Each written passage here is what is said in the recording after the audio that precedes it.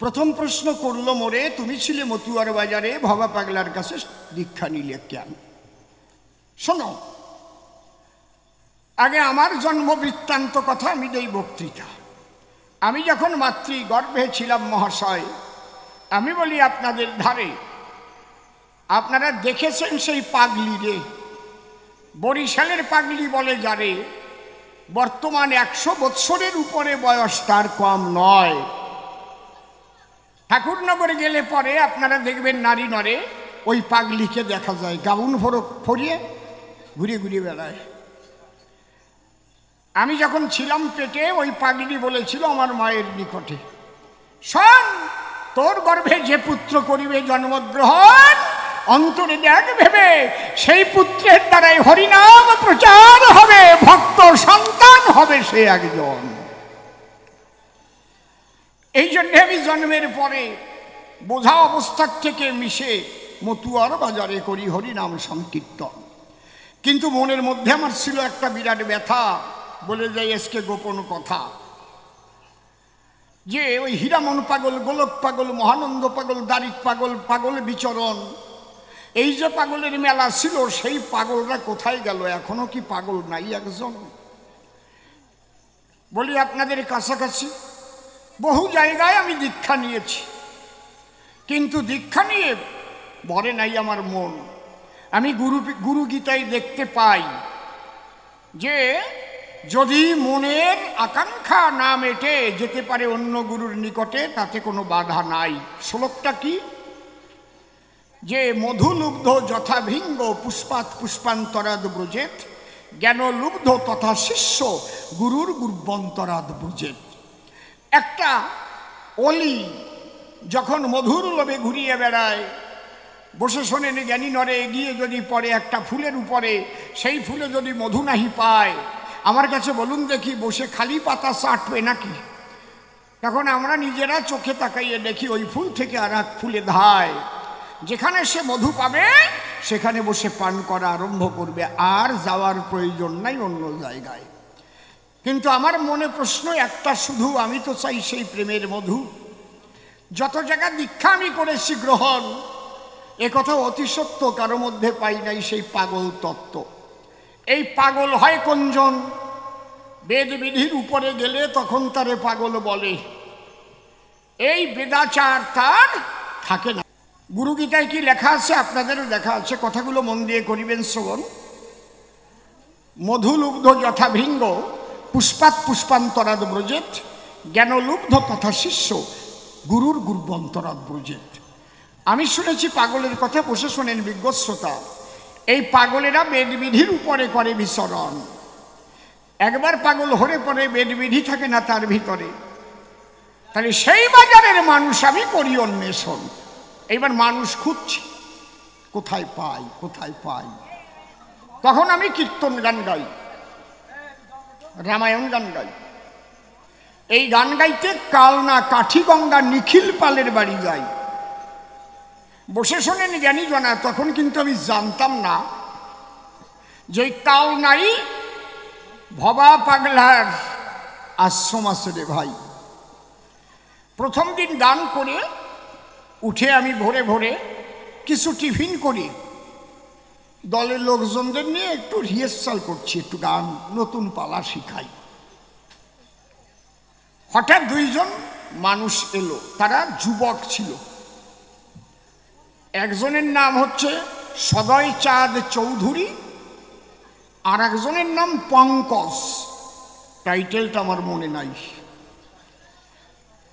ওরা নিখিল পালের বাড়ি এসে, আমি তো বারান্দায় ভাই বোন নিয়ে বাবা নিয়ে আসি বসে, ওদের একটু নূতন পালা শিখাবার আসে।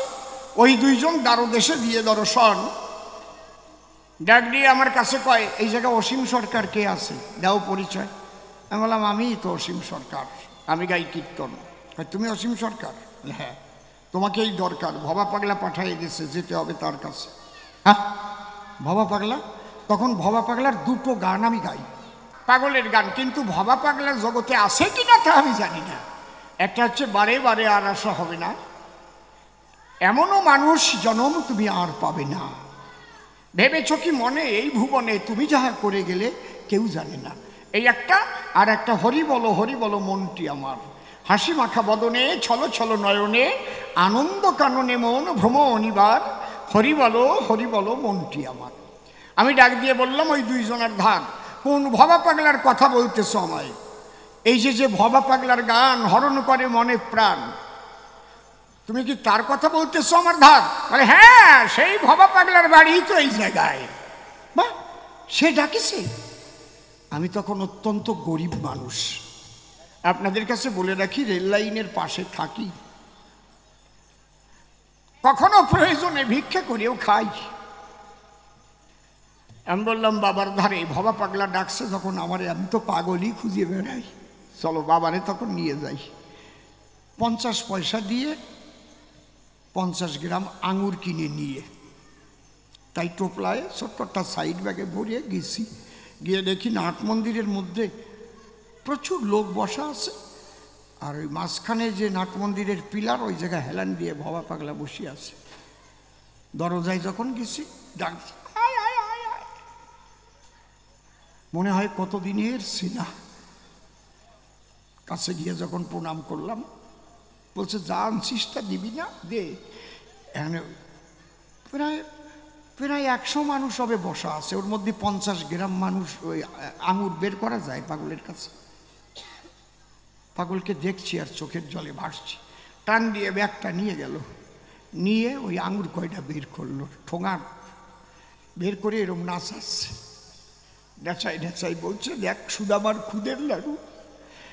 ওখান থেকে এক একটা করে আঙুর, 50 গ্রাম, কিন্তু সবাইকে বিলিয়ে দিল। ভাই, এত মানুষ খাবার পরে ঠোঙা ধরে দিল আমারে, ঠোঙার আঙুর একটাও কমে নাই। জয় ভবা।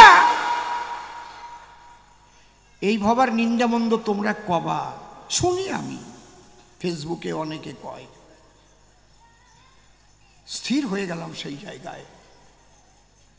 একই দেখলাম, আমি তো এই পাগলই চাই যে গাই গরু মরে গেছিল, বকনা বাসুর পাশে বসে কাঁদতেছিল। আমার হীরামন পাগল যখন গেল, ওই গাভীরে ডাক দিয়ে জানায়, ওমা গাভী, আমার বুন্ডি কাঁদতেছে, একটু দুধ দিবি? সে তো পেট ফুলে ঢোল হয়ে রয়। আমার কাছে বলুন দেখি, 3-4 দিনের মরা গাই কোনোদিন ওঠে নাকি? এই সরে বসো। আমি বলি, সভা তটে হীরামন লাথি মেরেছিল তখন ওই গাইয়ের পেটে, মরা গাই উঠে দুগ্ধ করেছিল দান। আমি তো সেই পাগল চাই, সেই পাগল কোথায় পাই? ভবা হরণ করে নিল মনপ্রাণ। পাগল আমার হাতটা ধরে ঘুরাচ্ছে তখন মন্দির ভরে। মহাপ্রভুর চরণধুলি ছিল শিশির ভিতরে, কয় নিয়ে যা, একটু যত্ন করে রাখছিলাম। গিয়ে মন্দিরের মধ্যে দেখতে পাই অনেকগুলো চামর আছে রে ভাই। তখন আমি রামায়ণ গান গাই, কিন্তু চামর কেনার পয়সা আমার নাই।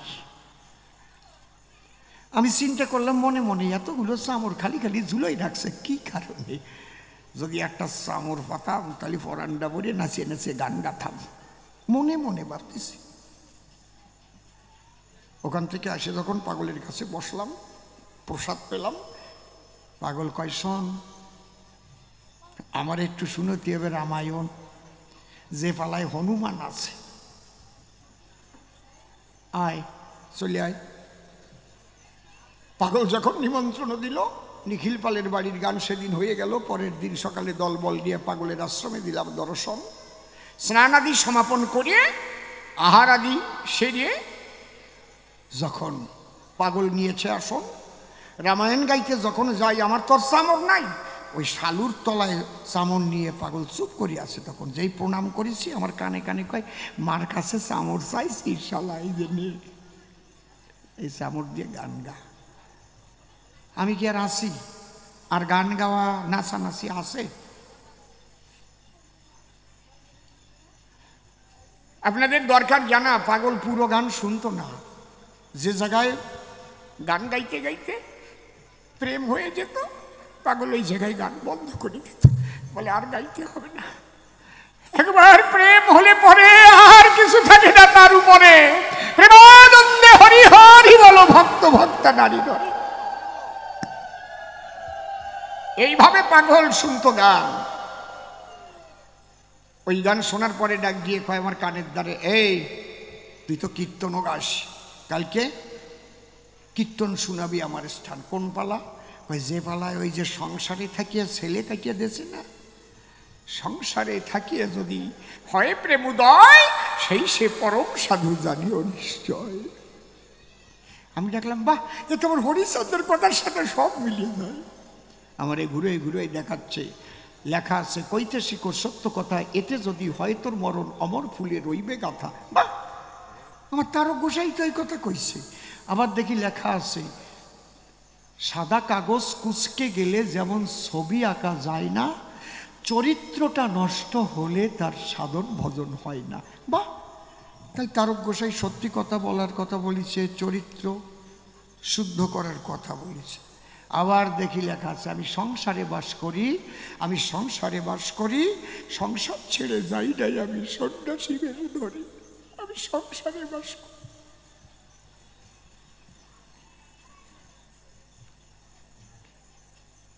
বাহ, আমার তারকর্তা লিখেছিল, এ নিজ নারী ব্রহ্মচারী সচ্চরিত্র রবে, হাতে কাম মুখে নাম সদা সত্য কথা কবে, পরসতী পরপতি কমুনা স্পর্শিবে, তুমি না ডাকিলেও হরি তোমারে ডাকিবে। দেখি আমার তারকের দর্শন যায়, ভবার দর্শন তা, সেই পাগল বাজারে গেলাম মিশে। পরের দিন সকালবেলায় পাগল নিজে আমারে ডাক দেয়। আমি ভাবলাম যে দীক্ষা নেবার কথা আর কব না পাগলের পাশে, যে আমার মনের কথা জানতে পারে, আমি কি জন্যে বেড়াচ্ছি ঘুরে সে জানে না, ওনার দ্বারে আর কবই না। সকাল 10টার সময় মন্দিরে ডাক দেয়, এই শালারে কয় জায়গা আসতি। গেলাম, কয় তোর দীক্ষা হবে, এতদিন হয় নাই।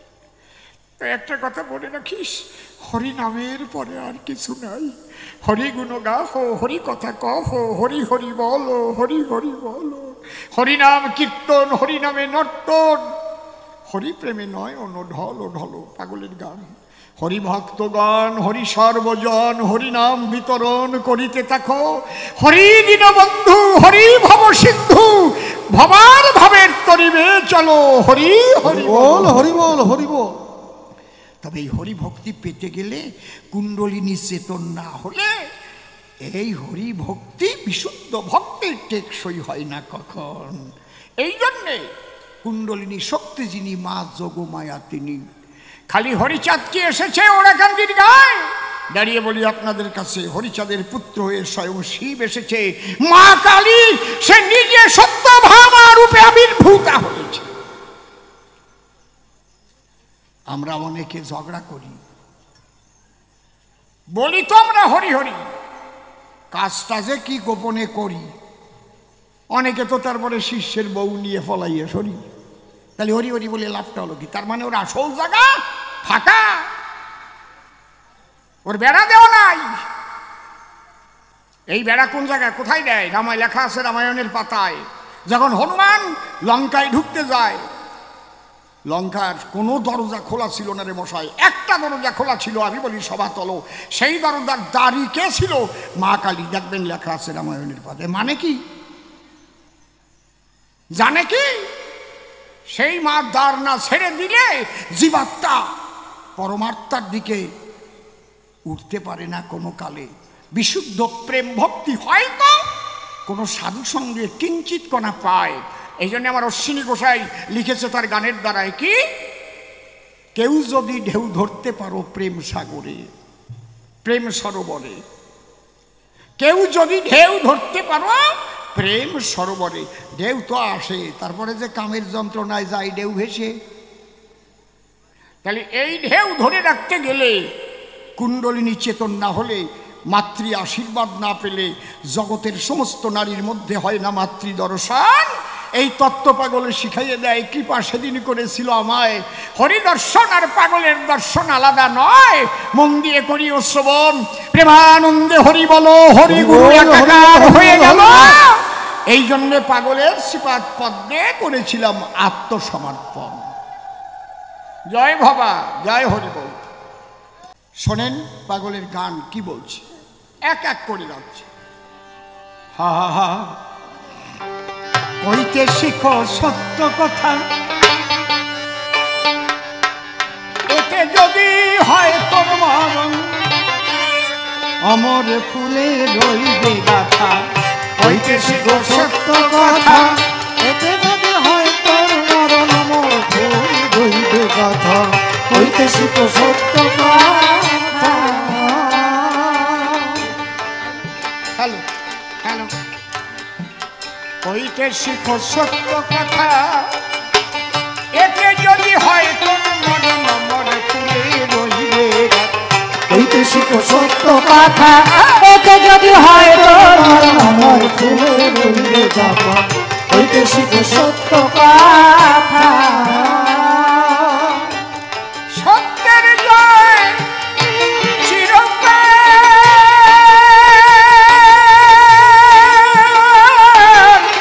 ঝড় তুফানে ভাঙে না হাল সত্যের জয় চিরকাল ঝড় তুফান ভাঙে না হাল। ওরে সত্যের জয়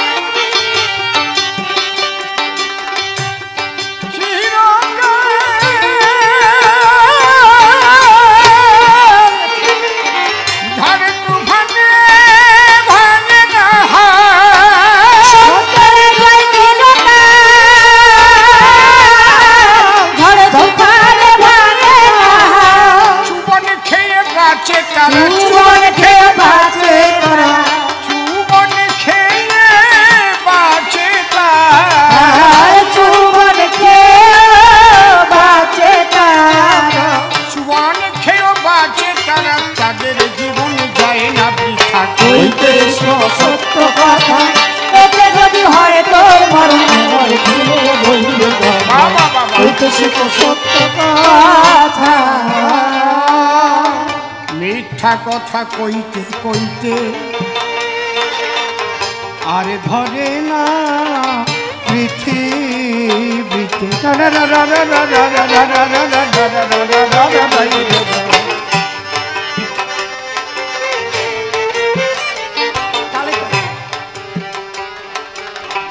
মিথ্যা কথা কইতে কইতে আর ধরে না পৃথিবীতে মিথ্যা কথা কইতে কইতে আর ধরে না পৃথিবীতে। তোমরা আপন মনে বুঝে দেখো আপন মনে বুঝে দেখো আপন মনে বুঝে দেখো গোপনে পাও কত ব্যথা হইতে শিখো সত্য কথা এতে যদি হয় তোর মরণ অমর ফুলে রইবে গাথা হইতে শিখো সত্য কথা।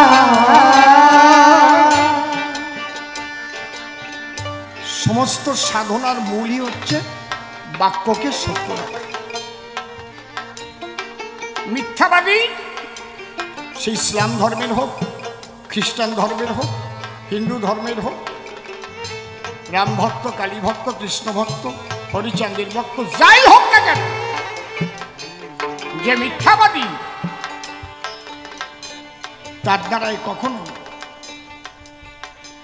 সাধনায় সিদ্ধিলাভ তো দূরের কথা ইহকালেই সুখ পাবে না সে। এই জন্যে সত্যকে জড়িয়ে ধরতে হবে আগে, এইটা হচ্ছে মূল দর্শন, সমস্ত দর্শনের মূল কথা।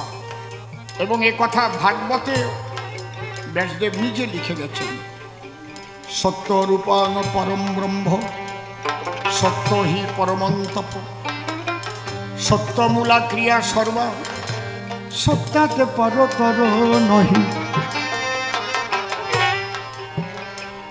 হিন্দিতে বলেছেন আর একজন মহামানব, सच बराबर कपने ही झूठ बराबर पाप, जिसको दिल में सच है उसको दिल में याद। एक कथा इंग्लिशे लेखा আছে, truth is God, God is truth. আপনি হরি নাম করেন কি কৃষ্ণ নাম করেন কি রাম নাম করেন কি আল্লাহ নাম করেন, এটা বড় কথা না, আপনি সত্যবাদী হয়েছেন কিনা এটা হচ্ছে বড় কথা। তাই ভবা কি বললেন? মিথ্যা কথা কইতে কইতে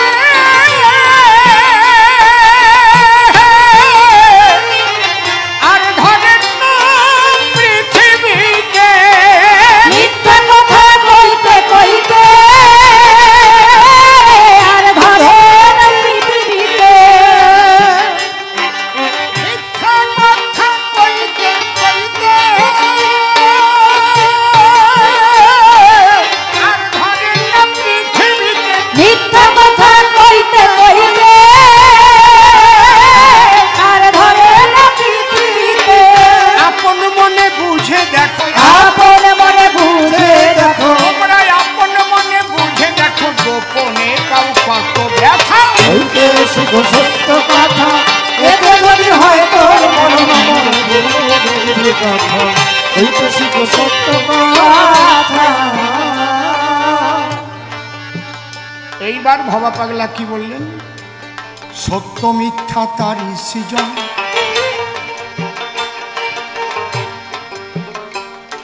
ঠিকই বোঝো যদি বোঝার মতন।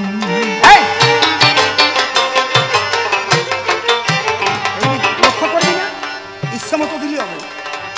সত্য মিথ্যা তারই সৃজন, ঠিকই বোঝো যদি বোঝার মতন।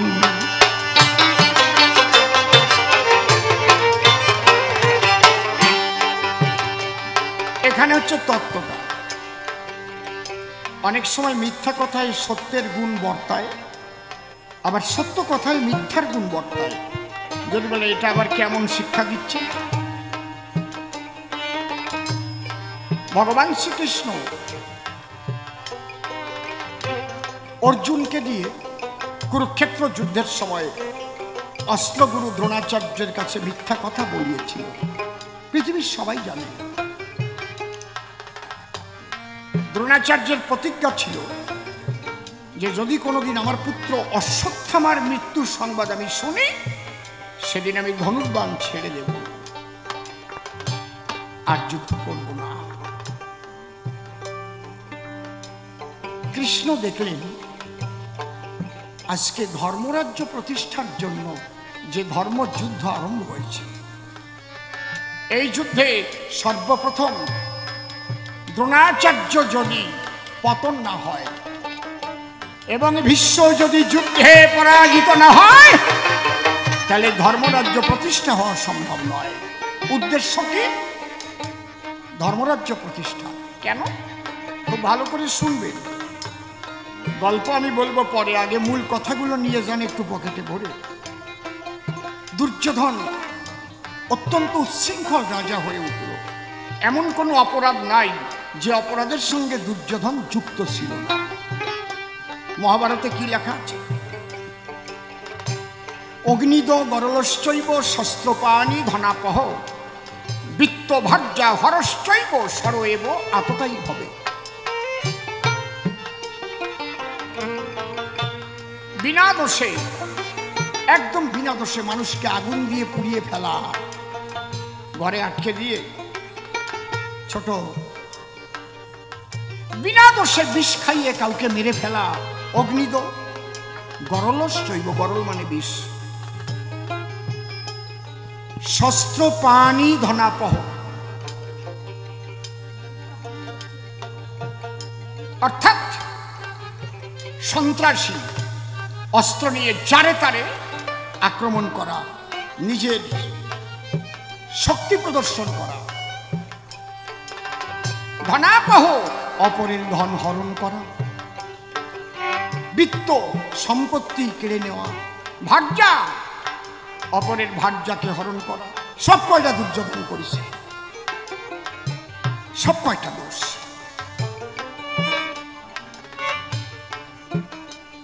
পাণ্ডবদের 5 ভাইকে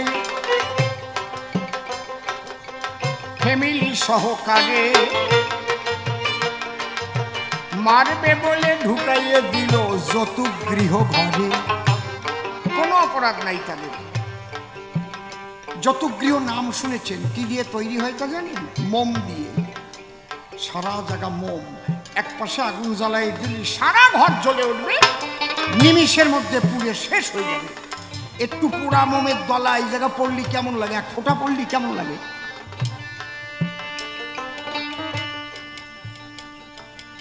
শুধু ভগবান সহায় ছিল বলে তারা বেঁচে গেল। ওই ঘরে পুড়াইয়ে মারবে বলে ওরে ঢুকাইয়েছিল, হায় হায় ঢুকাইয়েছিল, হায় ঢুকাইয়েছিল।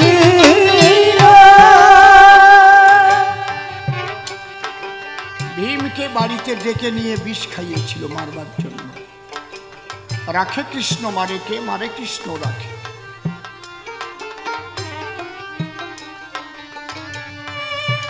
স্বয়ং শ্রীকৃষ্ণ যাতে যুদ্ধ না হয় তার মীমাংসা করবার জন্য দুর্যোধনের কাছে গিয়েছিল। কৃষ্ণকে দড়ি নিয়ে এসে বাঁধতে চেয়েছিল, আর অস্ত্র নিয়ে পাণ্ডবদের হত্যা করবার জন্য দুর্যোধন উদ্যত হল।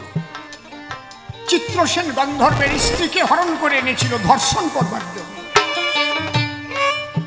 অগ্নিদ গরলষ্টৈব শস্ত্রপাণি ধনাপহ বৃত্ত ভাগ্যা হরষ্টৈব সরয়েব আততাই ভাবে। আসবে মনে রাখবেন, কোন রাজার মধ্যে যদি এই সব দোষগুলো আসে সে রাজার পতন হবে, কেউ ঠেকাতে পারবে না, পতন অনিবার্য। তাহলে এই অত্যাচারী সন্ত্রাসী আত্মগ্রাসী দুর্যোধনকে সরিয়ে দিয়ে ভারতবর্ষে একটা ধর্মরাজ্য প্রতিষ্ঠা করার উদ্দেশ্য হয়েছিল। চেষ্টা তুমি করছো, আমি দেখছি। প্রত্যেকটা জিনিস তো শিক্ষার শেষ নাই না। আজকে এত সুন্দর আলোচনা, কিন্তু বিভিন্ন দিকের আলোচনা, এক আলোচনা না। খালি অত্যাচারী দুর্যোধনকে সরাইবার দায়, কুরুক্ষেত্রে ধর্মযুদ্ধ শোনেন মহাশয়, হায় হায় শোনেন মহাশয়, হায় হায় শোনেন মহাশয়। তাহলে এই ধর্মযুদ্ধের উদ্দেশ্য কি? উদ্দেশ্য ভারতবর্ষে একটা ধর্মরাজ্য প্রতিষ্ঠা করবে। এই সৎ উদ্দেশ্য সফল করার জন্য যদি মিথ্যা কথাও বলা হয় তাতে পাপ হয় না।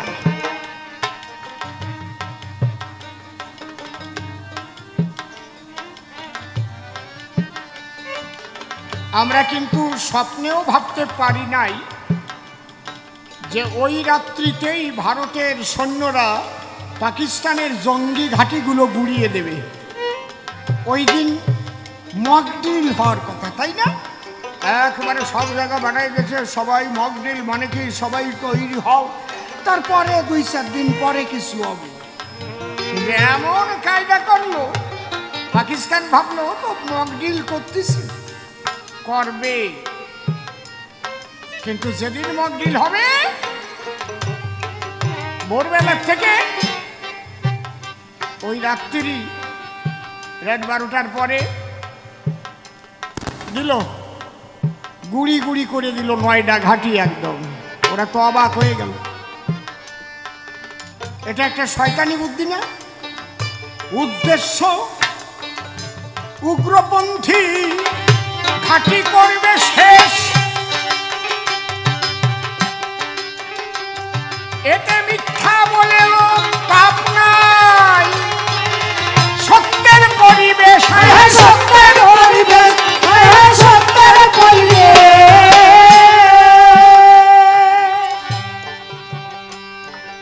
যে কাজের উদ্দেশ্য মহৎ, সেই কাজের জন্য যদি কেউ মিথ্যা কথাও বলে তাতে পাপ হয় না। তাই বাবা কি বললেন? সত্য মিথ্যা তারি সিজা, ক্ষমা রে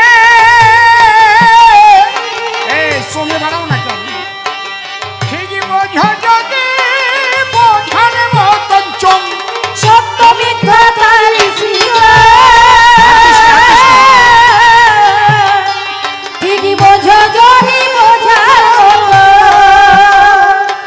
ওরে সত্য মিথ্যা তারি সিংহ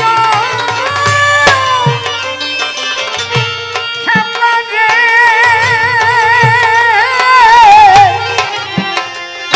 ঠিক বোঝো যদি বোঝার মতো সত্য মিথ্যা তারি সৃজে ঠিক বোঝো জরি বোঝার মতো ওরে ডঙ্কা মেরে চলে যাবে ডঙ্কা মেরে চলে যাবে হরি হরি হরি বলে